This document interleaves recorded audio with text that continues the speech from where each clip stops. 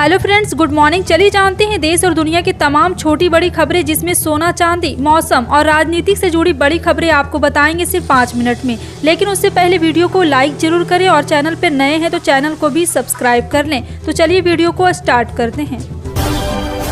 बता दें, अगले साल होने वाले लोकसभा चुनाव के लिए सियासी माहौल गरमाने लगा है। बीजेपी के नेतृत्व वाले एनडीए को टक्कर देने के लिए विपक्ष ने भी तैयारियां शुरू कर दी। इस बीच विभिन्न राज्यों का माहौल जानने के लिए एक सर्वे किया गया, जिसमें महाराष्ट्र और पश्चिम बंगाल को लेकर बेहद चौंकाने वाले आंकड़े सामने आए हैं।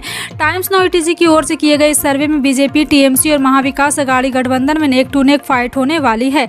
सर्वे के मुताबिक महाराष्ट्र में MB और बीजेपी की कांटे की टक्कर रहने वाली है।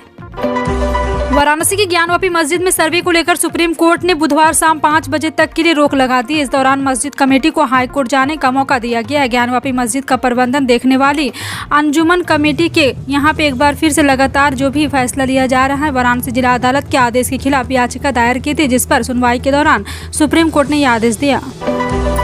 देश में एक बार फिर जातिगत जनगणना को लेकर हलचल शुरू हो गई है। दरअसल इस बार मध्य प्रदेश और में विधानसभा चुनाव से पहले कांग्रेस ने घोषणा कर दी है कि पार्टी की सरकार बनने पर प्रदेश में जातिगत जनगणना कराई जाएगी। इससे पहले बिहार सरकार भी इस तरह का सेंसस करा रही थी, लेकिन पटना हाईकोर्ट ने इस पर अंतरिम रोक लगा दी। पिछले कुछ समय से जातीय जनगणना राजनीति के केंद्र बना हुआ है। मणिपुर अखंडता समन्वय समिति का कहना है कि यूरोपीय संसद द्वारा 13 जुलाई को मणिपुर हिंसा पर अपनाया गया प्रस्ताव गलत और भ्रामक दृष्टिकोण से प्रेरित था। इम्फाल घाटी स्थित नागरिक समाज संगठन ने बताया कि मणिपुर में भड़की हालिया हिंसा धार्मिक आधार पर नहीं थी। यूरोपीय सांसद ने हाल ही में भारत में यहाँ पे किया गया स्थिति पर प्रस्ताव, जिसमें मणिपुर में हाल की झड़पों का विशेष रूप से उल्लेख किया है। सुप्रीम कोर्ट ने प्रवर्तन निदेशालय द्वारा जांच किए गए मनी लॉन्ड्रिंग मामले में दिल्ली के पूर्व मंत्री सत्येंद्र जैन की अंतरिम जमानत सोमवार को 5 सप्ताह के लिए बढ़ा दी। उन्हें मेडिकल आधार पर अंतरिम जमानत दी गई थी। यह घटनाक्रम तब हुआ जब आप नेता की ओर से पेश वरिष्ठ अधिवक्ता जब यहाँ नेता ने न्यायमूर्ति S बोपन्ना और न्यायमूर्ति बेला M त्रिवेदी की पीठ की सूचित किया गया कि जैन ने यहाँ 21 जुलाई को रीढ़ की हड्डी की सर्जरी हुई थी और उन्हें ठीक होने के लिए समय चाहिए। वकील सिंघवी ने पहले दावा किया कि पूर्व मंत्री का वजन 35 किलोग्राम कम हो गया। वह रीढ़ की हड्डी की समस्या से पीड़ित है। प्रदेश के मुख्यमंत्री ने मंच से पन्ना प्रमुख सम्मेलन के सफल आयोजन के लिए बधाई दी। मुख्यमंत्री ने 2024 के लोकसभा और विधानसभा चुनाव को लेकर पन्ना प्रमुख सम्मेलन में जीत का मंत्र दिया। मुख्यमंत्री ने संबोधित करते हुए कहा, बीजेपी एक व्यवस्थित तरीके से सिस्टम को खड़ा करती है। दुनिया के सभी लोकतांत्रिक देशों में सबसे बड़ी पार्टी बीजेपी पार्टी है। करोड़ों कार्यकर्ता है, लाखों पदाधिकारी, भीड़ इकट्ठी करना आसान है और लोकतंत्र में कार्यकर्ताओं को इकट्ठा करना बहुत बड़ी अलोकतांत्रिक कला है। देश भर में बारिश ने कोहराम मचाया हुआ है। जहां एक तरफ दिल्ली में यमुना का जलस्तर एक बार फिर बढ़ जाने की वजह से बाढ़ जैसी स्थिति बनी हुई है, वहीं हिमाचल प्रदेश, गुजरात, उत्तराखंड में भी बारिश ने तबाही मचाई हुई। इसी को लेकर मौसम विभाग ने कुछ राज्यों में बारिश का अलर्ट जारी किया हुआ है। IMD के मुताबिक हिमाचल प्रदेश, उत्तराखंड, पंजाब, राजस्थान, उत्तर प्रदेश, मध्य प्रदेश में 24 जुलाई को भारी बारिश का अलर्ट जारी किया गया है।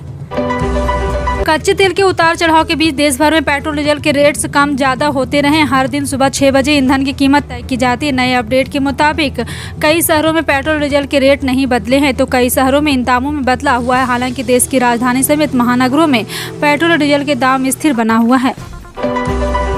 देश भर में बाढ़ का प्रकोप जारी, तो वहीं कुछ राज्यों में रोजाना भूकंप के झटके महसूस किए जा रहे हैं। इस बीच म्यांमार में भूकंप के झटके महसूस किए गए। जानकारी के मुताबिक देर रात करीब 10 बजे भूकंप के झटके महसूस किए गए। हालांकि अभी तक कोई जानमाल के नुकसान की खबर सामने नहीं आई है। जानकारी के अनुसार करीब 10:01 पर म्यांमार में भूकंप के झटके महसूस किए गए हैं। भारत दुनिया में चावल का सबसे बड़ा निर्यातक देश के लिए एक ऐसा कदम है जिसने दशकों से देश की अर्थव्यवस्था का बढ़ावा दिया। हालांकि दुनिया भर में चावल निर्यात की गतिशीलता को जल्द ही एक बड़ा झटका लगेगा, क्योंकि भारत ने कुछ समय के लिए दुनिया भर में निर्यात पर प्रतिबंध लगाने का फैसला किया है। आपको बता दें कि भारत ने आवश्यक अनाज की घरेलू कीमतों को स्थिर रखने के प्रयास में अन्य देशों में चावल के अधिकांश हिस्सों के निर्यात पर प्रतिबंध लगाने का निर्णय लिया है। राज्य सरकार प्रदेश में उत्कृष्ट सिंचाई सुविधाएं विकसित करने के लिए महत्वपूर्ण निर्णय ले रही। इसी क्रम में मुख्यमंत्री अशोक गहलोत ने एनीकट एवं नहरों के निर्माण एवं विकास कार्य के लिए 33.3 करोड़ रुपए की वित्तीय प्रस्ताव को स्वीकृति दी है। इन धनराशि से सवाई माधोपुर जिले के ओलवाड़ा, करौली जिले के कोसोलाव, जहाज नाला तथा जयपुर जिले के बड़ा नाला, भानवापुर, मधेराजपुरा व आंचलपुर में एनीकट का निर्माण हुआ है। आम आदमी पार्टी के वरिष्ठ नेता और राज्यसभा सांसद राघव चड्ढा ने भारतीय संविधान के अनुच्छेद 355 और 356 को बनाए रखने में विफलता के लिए भाजपा के नेतृत्व वाली केंद्र सरकार पर हमला बोला है। उन्होंने इस बात पर जोर दिया कि पूरा देश प्रधानमंत्री नरेंद्र मोदी से मणिपुर की स्थिति पर ध्यान देने और यह बताने की मांग करता है कि राज्य को अशांति का सामना क्यों करना पड़ रहा है। सांसद ने मणिपुर में राज्य और केंद्र सरकार की विफलताओं पर भी चर्चा की है। कूनो नेशनल पार्क में अब तक 3 शावक समेत 5 चीतों की मौत हो चुकी है, जिससे कूनो नेशनल पार्क में चीतों को लेकर प्रशासन अलर्ट नजर आ रहा है। चीतों की मौत की बड़ी वजह उनके गले में लगी रेडियो कॉलर आईडी भी बताई जा रही है। ऐसे में इस कॉलर आईडी को निकाल दिया गया है। कूनो नेशनल पार्क के बड़े 11 चीतों को शिफ्ट कर दिया गया है। बता दें कि यह सभी चीते दक्षिण अफ्रीका से ही कॉलर आईडी के साथ आए थे। विपक्षी दलों के गठबंधन में आम आदमी पार्टी भी शामिल है, जिससे राजनीतिक गलियारों में इस बात की चर्चा भी चल रही कि क्या आम आदमी पार्टी और कांग्रेस का विधानसभा चुनाव में भी गठबंधन होगा। ऐसे में आप पार्टी ने मध्य प्रदेश में कांग्रेस के साथ गठबंधन को लेकर स्थिति क्लियर कर दी है। मध्य प्रदेश में आम आदमी पार्टी के प्रदेश प्रभारी BS जून ने कहा कि विपक्षी दलों में कांग्रेस के साथ समझौता सिर्फ लोकसभा चुनाव के लिए हुआ है, लेकिन मध्य प्रदेश में हमारा ऐसा कोई गठबंधन नहीं। विधानसभा में हम पूरी सीटों पर चुनाव लड़ेंगे। पंजाब के मुख्यमंत्री भगवंत मान ने युवाओं को नया तोहफा दिया। सोमवार को पंजाब सरकार ने इंग्लिश फॉर वर्क प्रोग्राम का ऐलान किया। इसके तहत उच्च शिक्षा विभाग और ब्रिटिश काउंसिल के दरमियान एक समझौता ज्ञापन साइन किया है। जानकारी के अनुसार इस ज्ञापन के तहत मुफ्त अंग्रेजी ट्रेनिंग के लिए उच्च शिक्षा विभाग पहले बैच में 5000 विद्यार्थी का चयन करेगा। मुख्यमंत्री भगवंत मान ने कहा कि इंग्लिश फॉर वर्क प्रोग्राम से पंजाब के नौजवान विश्व स्तर पर कम्पीट करने के लिए अंग्रेजी में सशक्त होंगे। लोकसभा चुनाव 2024 नजदीक आता देख उत्तर प्रदेश की राजनीति में कई घटनाक्रम दिखाई दे रहे। सुहेलदेव भारतीय समाज पार्टी और सपा के विधायक रहे। दारा सिंह चौहान के भाजपा में शामिल होने के बाद सोमवार को कई विपक्षी नेताओं ने भाजपा का दामन थामा। आगामी लोकसभा चुनाव में विपक्षी महागठबंधन को देखते हुए भारतीय जनता पार्टी उत्तर प्रदेश में अपना विस्तार कर रही है।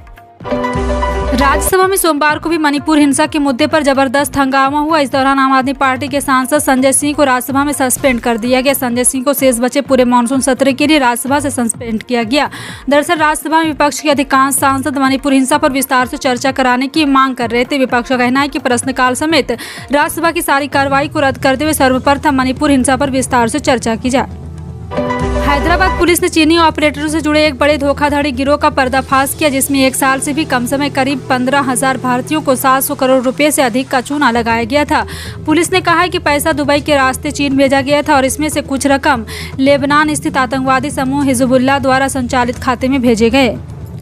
राजस्थान की राजनीति में गहलोत सरकार को बर्खास्त मंत्री राजेंद्र गुढ़ा की लाल डायरी ने हंगामा मचा रखा। इस साल लाल डायरी को लेकर आज विधानसभा में जमकर बवाल मचा।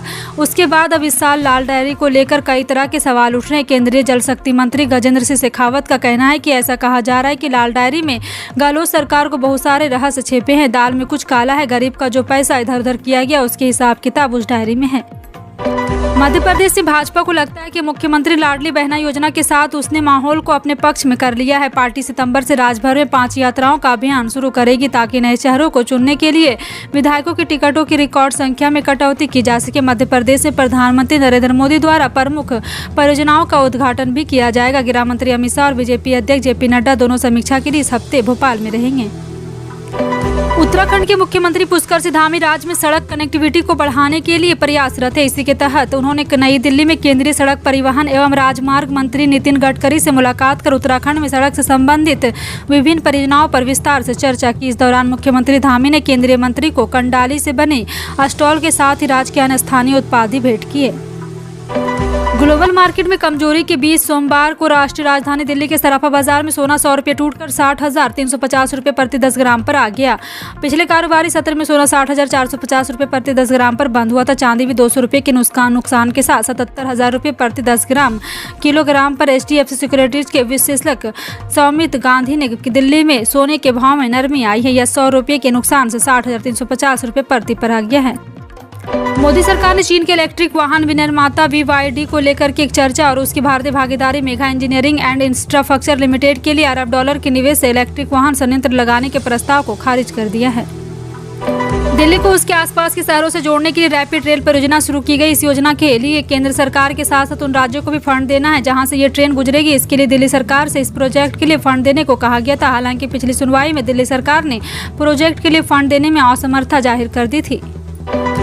पूर्वोत्तर राज्य मणिपुर में हिंसा शुरू हुए लगभग 3 महीने होने वाले, लेकिन यहां तनाव कम होने के बजाय लगातार बढ़ता ही जा रहा। हाल ही में 2 महिलाओं के साथ हुई अभद्रता और यौन हिंसा का वीडियो वायरल होने के बाद हालात और बिगड़ गए। मणिपुर की उस घटना को प्रधानमंत्री नरेंद्र मोदी ने देश की बेइज्जती बताया है। साथ ही उन्होंने सभी राज्यों के मुख्यमंत्रियों से अपील करते हुए कानून व्यवस्था मजबूत करने की बात कही थी। देश के करोड़ों किसानों के लिए बड़ी खुशखबरी सामने आई। पीएम किसान सम्मान निधि की 14वीं किस्त जल्द ही किसानों को ट्रांसफर की जाएगी। इस हफ्ते किसानों के अकाउंट में पैसा आ जाएंगे। 13वीं किस्त का फायदा किसानों के 27 फरवरी को मिला था। अब 14वीं किस्त 2028 जुलाई को किसानों के अकाउंट में भेजे जाएंगे। देश के प्रधानमंत्री मोदी राजस्थान के दौरे पर रहेंगे। वह नागौर दौरे के दौरान किसानों के खाते में सम्मान निधि भेजेंगे। पीएम मोदी के इस कार्यक्रम में बड़ी संख्या में किसान भी मौजूद रहेंगे। फिलहाल आपका इन सभी खबरों पर क्या कहना है, कॉमेंट सेक्शन में टाइप करके जरूर बताएं।